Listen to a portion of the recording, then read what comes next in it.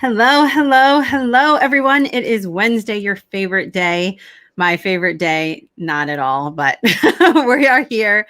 So excited for today. Welcome to the Event Hustler Show. My name is Liz King Caruso, and I am back. As I promise every week, I'll be back with another episode. We've been doing these pretty consistently since the beginning of the year, and just some amazing conversations. So thank you for joining us. And I would like to introduce today's guest, Alon Alroy from Bizzabo. He has been a longtime industry friend.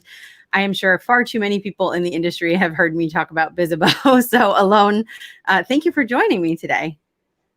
It's a pleasure as always. And thank you for inviting me. We just chatted about the fact that we've been knowing each other for 10 years or a little bit more. So it is exciting.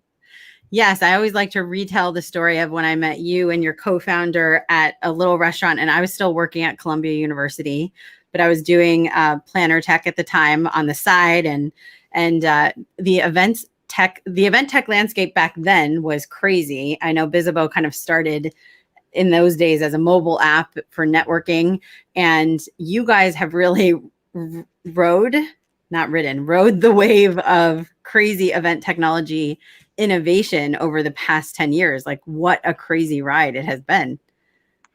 That's what my wife likes to say as well. I'm sure she does.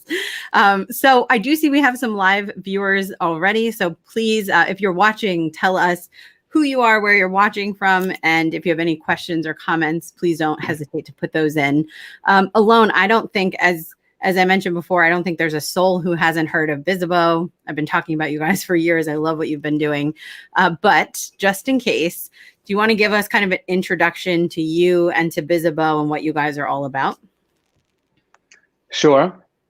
So together with Boaz and Alon, my two co-founders, around 10 years ago, we co-founded Bizzabo because we went to too many events that were a bit boring, and we felt that the whole the whole experience was really frustrating, and we decided to do something about it to make it easier to meet people, find the best people for you to meet, and so on.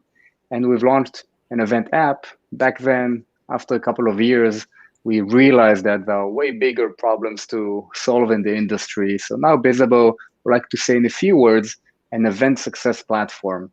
In a bit more words, it's all about helping event organizers from leading organizations to manage, grow, optimize, but most importantly, drive their event outcomes with a suite of solutions from registration to event website to event promotion, mobile app, virtual, hybrid, and so on and so on. There are lots of key words that everyone's talking about right now. What has like 2020 been like for you, and what's 2021 looking like? Because it's been a crazy ride for the whole industry. 2020 in one word was crazy. I guess 2021, I'll use the same word, it's still crazy, but a different type of crazy. 2020 was a year in which we started at an amazing momentum, amazing growth, and then came COVID. And in the first week of March, the leadership team of Bizzabo, at the time, a company of around 150 people, we were in the leadership offsite in Tel Aviv. We flew there where our original offices, and we brainstormed on what should be the objectives for H2 of 2020. But reality had other plans. And while we were sitting on doing some whiteboarding sessions, we started getting an email after email after email about event cancellations, about customers requesting refunds because they're not even allowed to run events. And a mess just started. And we really looked each other in the eye and told ourselves that this is our time to reinvent ourselves, because we could not imagine how someone would actually purchase an event software when you're not allowed to run events. And at the time, Bizzabo was powering 100% live events. We've been powering events for some of the world's most amazing companies and brands and nonprofits, but we've not ran virtual events back then. Virtual events were not really a thing until March of 2020. And we decided within 2 weeks to take two very important decisions about the future of the company. One is that as a VC-backed company, we had to really control our cash flow. We were in a very meaningful growth mode. We decided to take the very, very difficult decision, like many in the community had to take in the past year, and part ways with almost 30% of Bizzabo. And you said that many people know Bizzabo, and usually when people know Bizzabo, they know that Bizzabo is a company that is all about people. It's all about our company culture and values. So for us to take such a decision, it was the most challenging month we've ever had as a founding team. The second decision we had to take is that we're not going to wait for anyone to solve our problems. And we decided to gamble in a way on virtual events under the assumption that people will need to find ways to connect with one another. Businesses will need to find ways to be in front of their prospects and to share their message and so on. And we've evolved our event success platform to support virtual events. And within a month, we started to see the first deals coming in. And within 2 months, around mid-May, after we decided to, in a way, eat our own dog food, and we ran the industry's first meaningful virtual event that really attracted 6,000 people. And it was an amazing event that, in a way, demonstrated to the world on how it can potentially done. And we heard many stories of people telling us that because of our event, they felt empowered to then go and run events for their team and in a way save their job and kept their team in business. At that point in time, we decided that we were moving from defense to offense, and we rehired everyone we could and started to grow very, very fast. And today, Bizzabo is one of the fastest growing companies out there, crossing soon 300 employees across the world. And the future is very bright for the company, and we are very privileged to be able to help the industry in such a challenging year that involved a lot of innovation, but also involved a lot of very, very difficult times to many of our customers. And it was really a year of, one of our values is better together. It was a year of better together to the entire industry, I feel. Yeah, absolutely. I think everyone's been talking about collaboration and how that has been so important. A lot of organizations that were not doing anything with anybody else are now suddenly working with a lot of people. But I can only imagine, kind of from a leadership standpoint, you're talking about, having to let some of your team go and make some of these pivots to virtual. We've, from the outside perspective, right? We just look at event tech companies. They weren't doing virtual. Now they're doing virtual. But really, that's a humongous shift. And how was that in terms of like getting your team on board, getting them to share their, I know that you guys are a super collaborative culture. So, I'm sure you learned so much from your own employees as well. So like from a leadership standpoint, what was that process like, let's just say March, April? It was, first of all, it was challenging. We felt that we have a lot of responsibility to do it right and to stay loyal to our values. So although we had, many stories about companies who were like, thought the end of the world is coming, so they rushed to take decisions. We decided to be very strategic about what we do. We invested a lot of time in just strategizing, not only about our product, but actually about our people and how to do it right and how to do it in the most human way possible. I think the way we did it, and oftentimes the way is more important than the what, and the way we did it really enabled almost all of them to then come back and to really send us emotional thank you letters for how we did it. And I think the DNA of the company and the reason that we've invested so much in company culture was exactly to be able to shine in those moments. And I really think that there are a lot of similarities between how we had to operate as entrepreneurs to how event organizers had to operate in the past year. Like everyone had to reinvent themselves and really dare and learn new formats and new technologies and have an experimentation mindset. And this is what we wanted to do. We were very transparent with our team, and I think it went a long way. We decided that really grit and resilience are the two most important qualities these days, and it's a huge opportunity for people to step up, to drive change, to take ownership. We are still telling them that we really do not have all of the answers. You said you mentioned that I said a few buzzwords. For sure, hybrid was one of them. Yeah. And this is one that everyone is now talking about, hybrid. We started to talk about hybrid a long time ago because we knew that this is where we want to go, but we're not saying, by the way, that we know how to do it. Sure. For real, this is the reality. I think no one had ran enough hybrid events to really be able to crack the code of hybrid and all of the different challenges that it will present. We do know that we have the passion, we have the resources, and we have the team to do that. In terms of whether we cracked it, we did not, and I don't think anyone had cracked it. Yeah, hybrid is that word everyone's using, but I think it's very overwhelming to people. You know, I keep hearing about double the work and double the money, and it's overwhelming and it's stressful. But, you know, to your point, you guys have been thinking about hybrid for a while. You did a virtual event called Hybrid that I got to be involved in the fall. So tell me what you're thinking for the future of events. I'm sure hybrid is the focus there, but how do you see event technology kind of playing into that and your role that you hope to have at Bizzabo? I think these are like really, really interesting times to be part of the industry. Usually, you know, like real innovation is being born when something dramatic happens, and definitely something dramatic happened to the event industry. Professional events will not be what they used to be. Like, they are being redefined as we speak. And when I say they're being redefined, I mean that the job description of the event planner, of the event marketer, is being redefined. The skill set that you need to strive within the new generation of events is being redefined. The spec of a venue is being redefined these days, and sponsorship formats are being redefined, which is a very exciting time. And our mission is to help lead that transformation, like to be there and to guide. And you know, Bizzabo's blog that is attracting more than 250,000 people every month is where we try to share a lot of content on how to be prepared for the future. And we think it's a lot about experimentation, a lot about listening, a lot about trying new things, and a lot about providing the options for people to do that in terms of customizations and so on and so on. Something that we did is constantly bring people who are smarter than us to share their thoughts.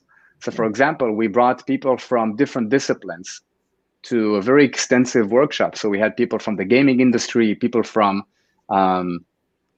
behavior economics, people from the dating world, obviously people from the events world, and psychology, and from all kinds of different disciplines to really try and brainstorm with us on what would make a hybrid events more successful than the virtual ones and more successful than the previous form events we have. Let's call them on-site events for now, because we do believe that those who will be able to strive will be those who will not run two events, but those who will be able to actually unify, integrate that experience so that it feels like a single unified experience with several audiences and several segments and different types of experiences and so on. But it's a single event, and simplification would be key here.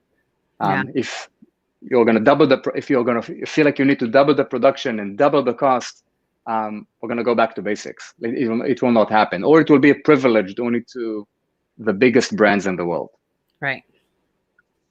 So what do you think are, we talked about this a little bit last year too. What would you say is the definition of a hybrid event? Or is there 50 different definitions? I think that the simple way to think about it now, and again, I do think that it's something that will evolve over time, is an event that has two audiences, in a way, a remote audience and an audience on site. That is the definition of a hybrid event. Now, what makes a hybrid event successful, that's a different story in terms of really integrating those two experiences and making sure that 1 + 1 = 3.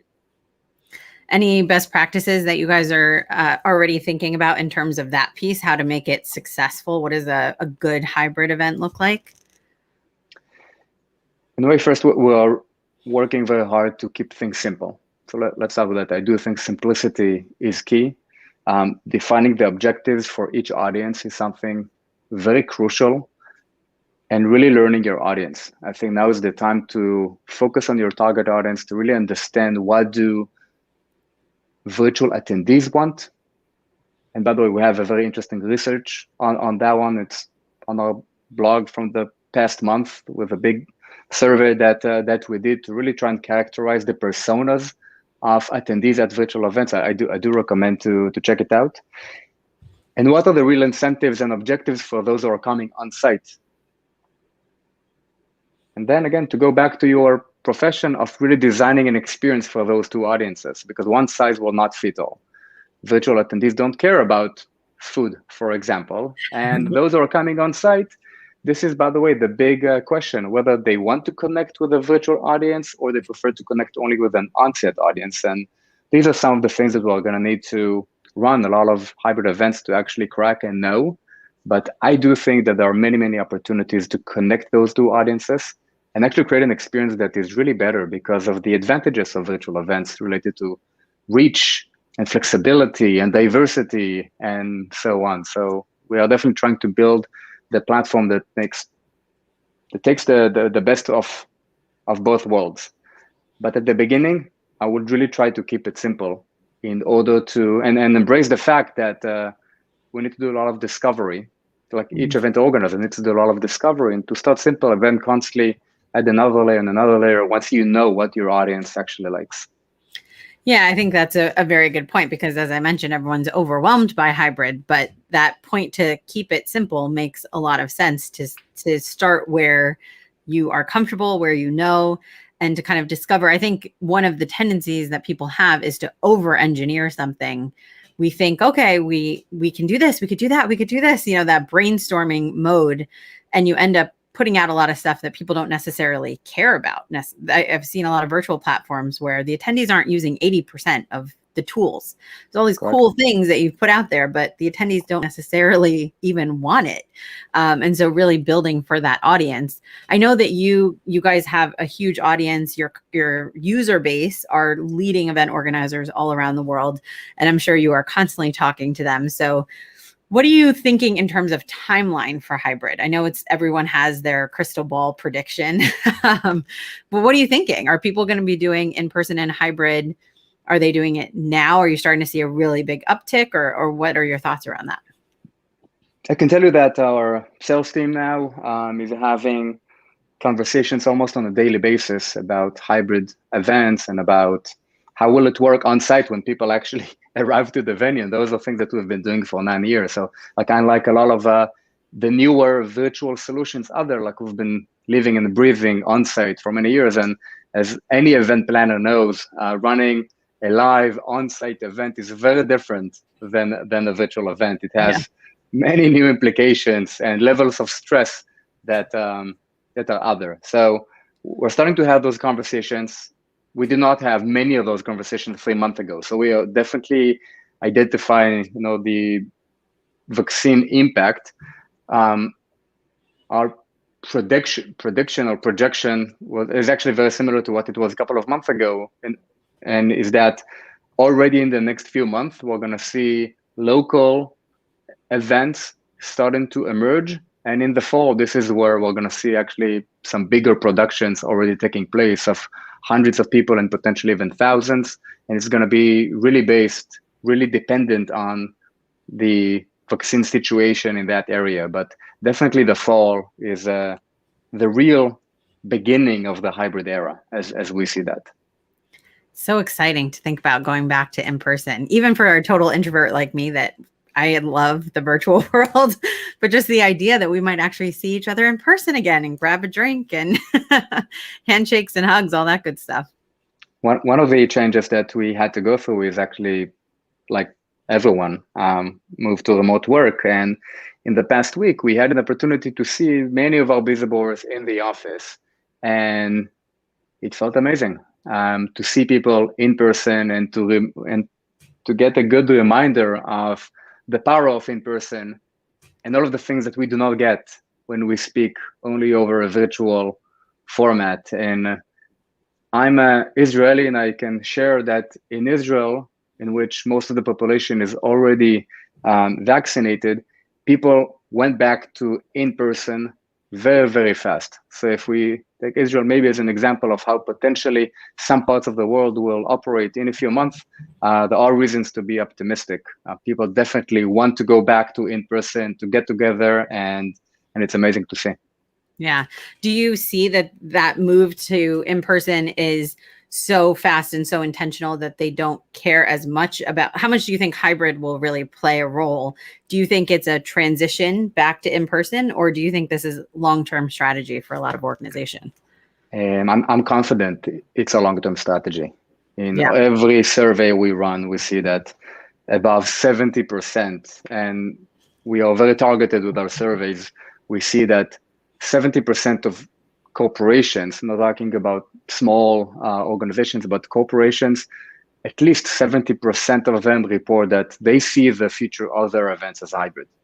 So again, it's going to be the job of event technology companies to simplify it, because if it's going to be too complicated, people will not benefit from the advantages of it. But in terms of intent and will, definitely hybrid is the future. That's our point of view about it. Yeah, I completely agree.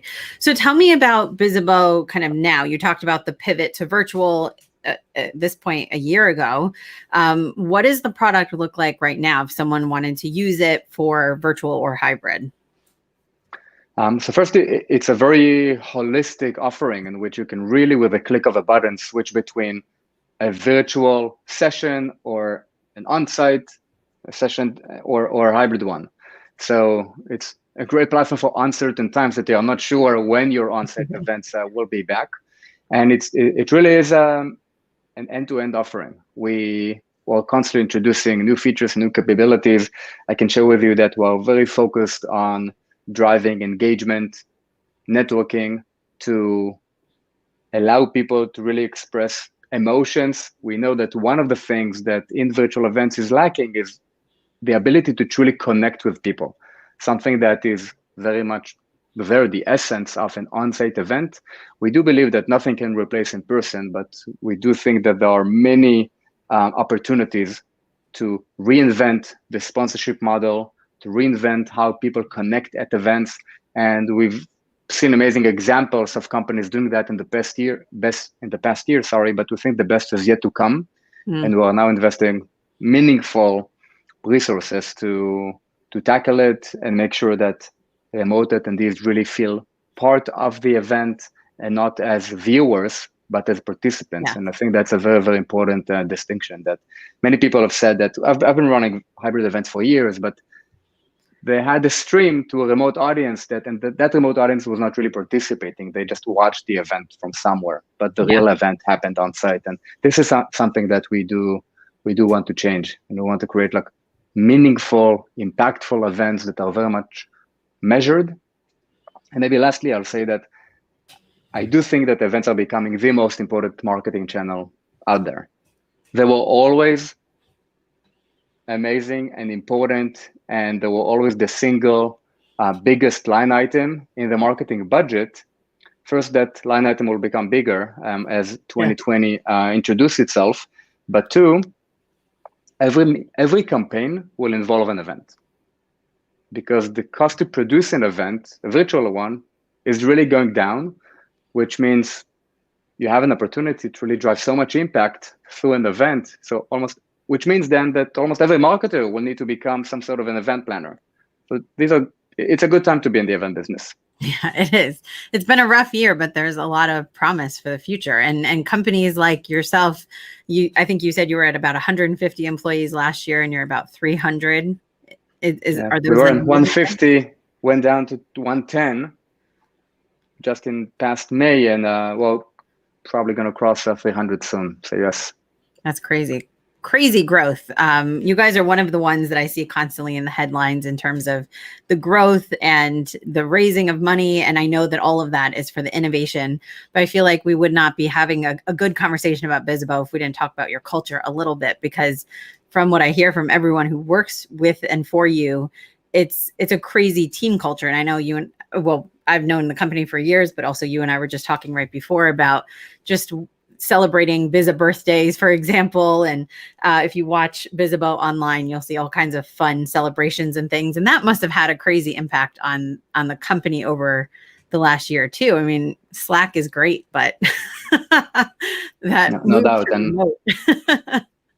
one of the things that honestly we were concerned about the most is whether we'll be able to maintain our culture when we're all remote. We were always against remote work. We understood that our employees want that, but we're like, we have something so special going on, and that vibe and that feeling of belonging can only be created when you're in the office. Today, we know we were wrong, by the way. We have, again, most of the company today joined in the past year, and they all really feel part of Bizzabo. They are Bizzaboers, like for real. Yeah. And they wear our values on their sleeves. So we know it's way stronger than just something you can create in a physical space. We do have 8 core values that we really live and breathe by. They helped us be some sort of a northern star in the past year. And it's not our first pivot. We've been going through a roller coaster for years now. You talked about, the event app and how we're one of the pioneers of the event app industry. But at the time, we decided to go through a very big change and go into an end-to-end solution. I think the enabler to all of that is we care about our people. We are a human first company in which we know that at the end, people buy from people. These are people who build products. And the most challenging task for us now is to really find the best people we can, because we know it's not about having the best product. It's about having the best people who will then build the best product and will provide the best customer service and so on. So when we wake up in the morning, like the number one priority is our team, because we know if we invest in our team, they will invest in our customers. They will invest in the experiences we create. So this is it. And it makes sense because events are all about people too. So you bring in good people, they then help support the people who are bringing people together. So it's like a year-round, never-ending event. The corporation is an ongoing event for sure. So we only have a few minutes left, and I do want to respect your time because I know you are super, super busy. Any last kind of things you want people to think about or know, whether it's about Bizzabo or about hybrid events or just something that's been, in the back of your mind, you want to make sure you get to say before we close out here? I want to mainly say thank you to everyone who supported us in the past year, to customers who may be listening, to the partners, vendors, people like you who helped us share the Bizzabo story to the world, and we're constantly big believers in what we do and in how we do things. And I feel like we are privileged to be surrounded by many smart people, and we are very grateful for what we have now and are really committed to drive the industry forward, and always happy to get feedback and ideas and do it in a very collaborative manner. So that's all. Awesome. Well, thank you so much for your time today, and really for all that you have done for the industry as well as a company, you individually, but also as a company. Thank you. I know a lot of the pivots that you talked about in today's episode were not really driven just by chasing the money, but by really that interest that you guys have in building better event experiences and making it easier on event organizers, which as an organizer, I definitely appreciate. So thank you so much for your time and all that you've done for the industry. We will be putting links to Bizzabo and your resources on the blog in the recap for this so that people can find it and not have to search. But really appreciate your time today. Perfect. Thank you so much. Bye-bye. All right, everyone. We'll see you next Wednesday at 1:30 p.m. Eastern. Thank you so much for joining.